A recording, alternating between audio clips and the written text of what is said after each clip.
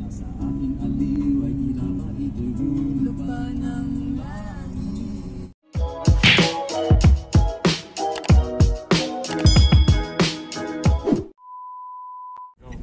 So hello guys, so welcome back again to another vlogan. And syempre guys, kasama ko aking girlfriend si Eliza. Half ko makikita sa'yo. So for today's vlog guys, ayan. So aakit kami ng Baguio ngayon. So gamit itong Wigo ng kapatid ko. Since yung piyesta ko hindi nakakondisyon pang-akit ng Baguio, so baka itirik ako doon. So ito ulit yung gagamitin ko. So itetest ulit namin tong Wigo. So manual to So sa mga naka-manual na Wigo dyan, so titingnan natin kung paano pagka-drive ko mamaya sa mga hindi pa kabisado umakit ng Baguio na naka-manual. So bago guys kami umakit ng Baguio, siyempre magpapagasolina muna kami. Yan. Papakita ko yung sa gasolina. Tingnan natin kung magkano yung consumption ko ngayon since mahal yung gasolina. So andito kami guys sa Fuel Star. Yan. So kung nakikita nyo, ang unleaded nila is 67.9 and ang karga ko guys, ayan, half tank pa. Yan, kukumputin natin dyan. So tingnan natin kung mapapa-automatic natin sa pag-uwi natin. So yung range is 166 pa. Ayan, so siniro-zero ko na rin yung siniro natin yung trip A tsaka yung average nya rito 11.6. So ayan, 0-0 na rin. At the same time guys, ayan, dahil nakakonect yung OB dito ko, ayan, mamonitor ko yung coolant nya, then yung trip kilometer per liter nya dito is isi-0-0 ko rin. Ayan pala, meron ditong reset. Ayan, then guys, papagasolina lang kami. Natin kung magkano yung full tank ko ngayon dito sa half tank. So ayan guys, so 985 sa 40.5 liters, 14.51 liters. Alright guys, so ayan, so full tank na. So on the way na kami pa Baguio, pero andito pa kami sa Cabanatuan. And ang estimate namin, ayan, so 12:14. So siguro mga around 12:30 yan, since may or 1 kami makakapunta, since mag-stop pa kami. Hindi naman kami super diretso ron. And then guys, 160 kilometers yung nakalagay. And daan namin ay sa Silex. So ayun guys, update na lang kami mamaya. So alright guys, so dito na kami sa entrance ng Pasilex. So sa Aliaga yung daan. Ayan. So ayan, Silex entrance. So wala pang toll dito.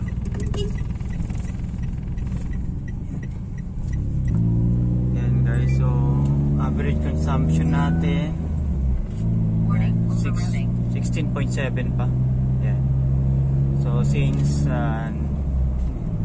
medyo may nadaanan din kami traffic, so at least ayan, so, matipid pa rin. 16.6, ayan, 16.6 or 16 liters, 16 kilometers per liter.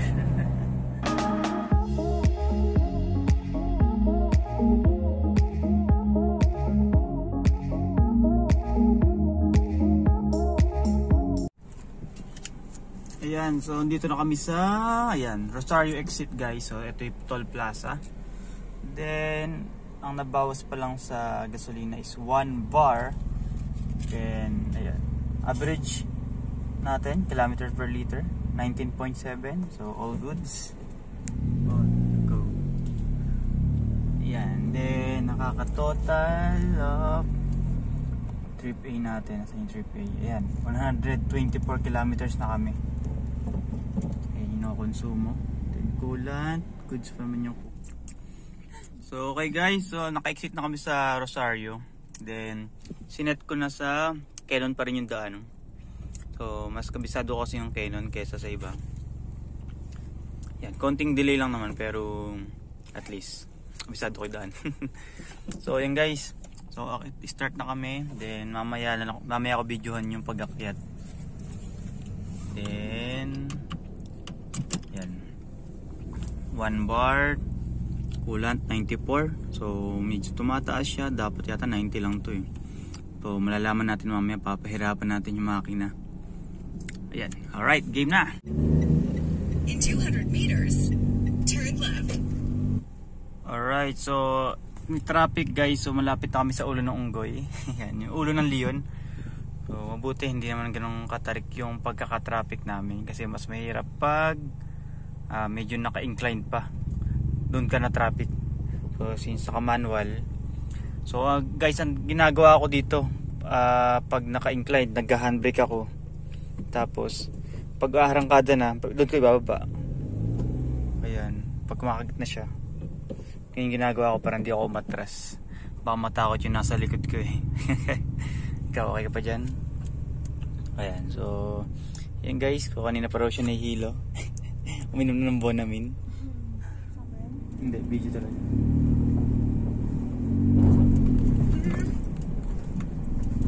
Oh, yan po. Pangit ang daan. So yun guys, Huwag na tayo mag-Cannon Road. So guys, yan, update lang. Anong oras na? 1:30 na. And hindi pa namin natatanaw yung ulo ng unggoy. Yung ulo ng leon. Yonggo.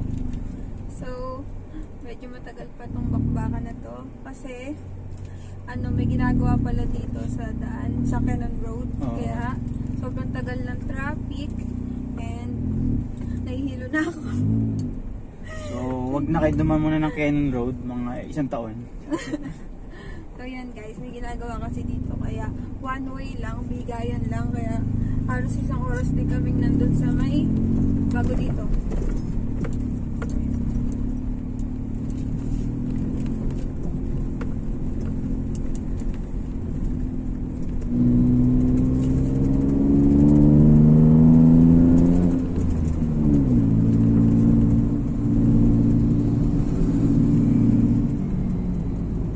Sumahit siguro itong kotse na ito. Babay, harap. Yan guys, so kapahon na, segunda. Kaya naman.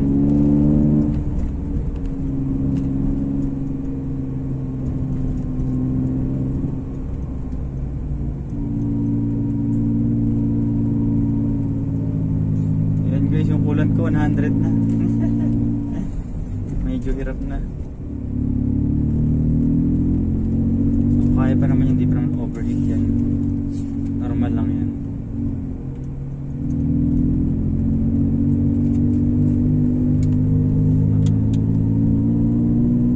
Magbaba tayo ng konti sa aircon para mabawasan yung load ng makina.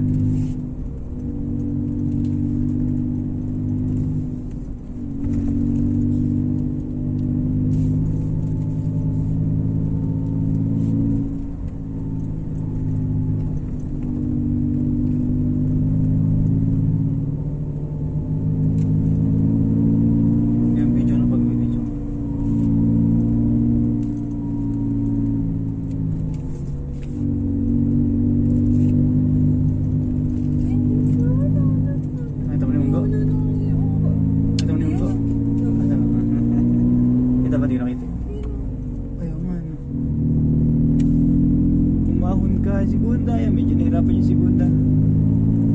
Pero kaya pa naman. Alam mo, kung naman po na ni Ate Mira, ito pinapinapang sasakit. Normal, alam gusto mo, ito tayo. Mapahirapan talaga yung sasakit. Yan guys, malapit na tayo sa unahan. Yan. After ng unggo, doon yung mga matatarik eh. So, tingnan nyo guys. Segunda, yan, medyo nabibitin na. Primera. Yan, well, yan. Galitin ng konti. Primera. Segunda. Yan, tayo sa ulo ng unggo. Ay, mukhang leon na pala. Dati mukhang unggo eh. May ano pa kasi. So, hindi na kami guys hihinto rito. Tinan nyo na lang, kita naman yung ulo ng leon. So ayan guys, nandito na kami sa ulo ng leon. Leon. So, yan guys, okay na siya kasi dati may makeup yan eh, pero ngayon wala na. So, yan. Nakita nyo ba? So, bago kasi dun sa ulo ng leon na yun, sobrang guys, nagkapag lang siya. haba. 10:37 na ngayon and yun, sana magtuloy-tuloy na yung biyahe kasi hindi pa kami nagbe-breakfast, hindi pa kami nagla-lunch. So yung kinain kanina namin is pampalipas gutom lang. So nagugutom na din tong kasama ko at naiihi na din siya. Ako din. So, yun. Kapit na. Sige. Ayan guys, paahon na. Segunda. Sige, segunda. Buelo, sige, bueluan nyo. Segunda. Sige, okay lang magalit. Hindi ko muna i-aircon natin.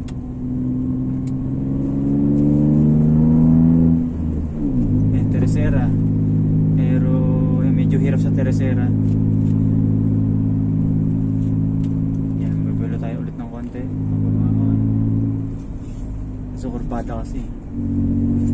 Tercera, tapos chip ng segunda. Yan, buelo. Tercera. Yan, so alalay lang. Medyo nahirapan na ulit. Maririnig yun naman yung tunog ng makina. Ay, ng muffler. Nakakaya pa naman. Yan, tercera pa yan.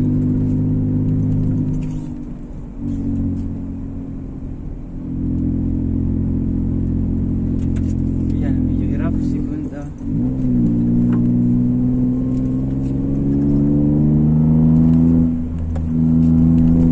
Tercera ulit.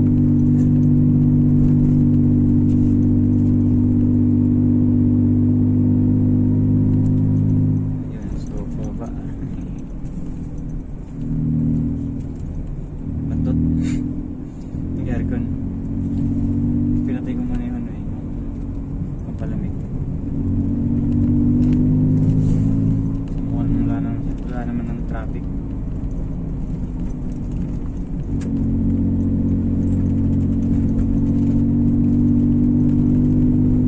So, naka-tercera pa rin ako. Tercera. Kinakaya pa naman.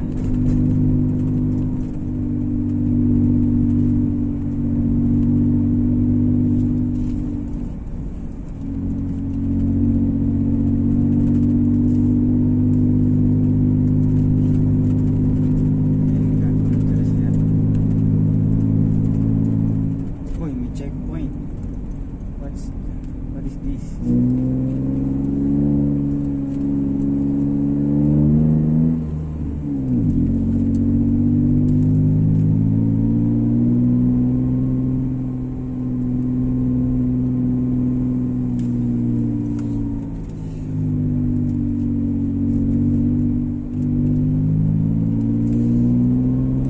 No, one way din pala to, kaya pala. Diyan lang mula.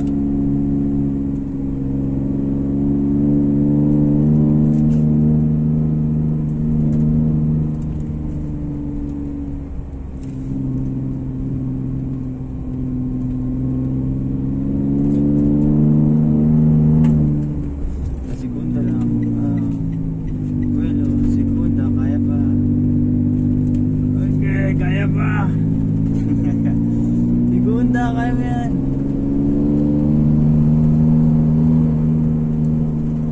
Pero kung mabigat siguro yung karga natin, mga primera. Balik ako ng primera. Since na dalawa lang naman tayo. Dalawa lang kami. Kaya pa. Ayan, segunda. Ay, tercera. Balik ako segunda.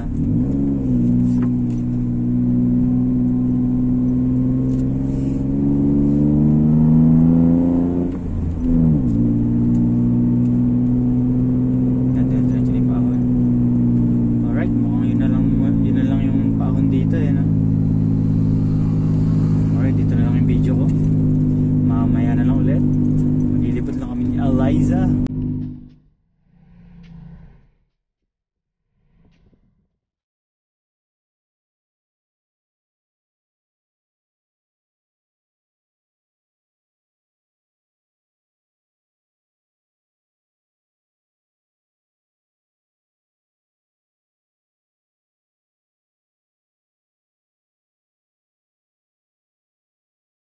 So update lang ulit guys. So kakatapos lang namin kumain dito sa Good Taste. So nakita nyo naman yung kinain namin.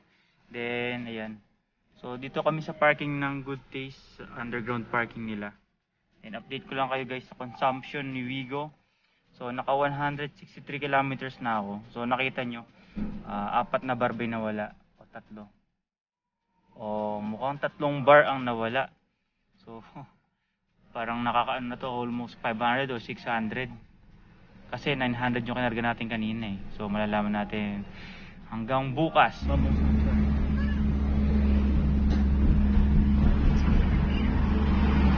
hello guys. So ayan guys. So pupunta kami sa Bamboo Sanctuary. So titignan namin kung bukas. So sinerch ko na kay Waze St. Francis Seminary yung location niya. So hindi siya nakalagay na Bamboo Sanctuary talaga. Alright. So punta lang kami guys doon. So nakita niyo naman yung daan, up and down, up and down. So kailangan lang talaga kayong marunong mag-control sa sasakyan. Tsaka yung sasabihin ni Waze, advance nyo na kung kakaliwa kayo, umuwi na kayo sa left. Kung di, para di kayo mahuli. Ayan, maambo na guys.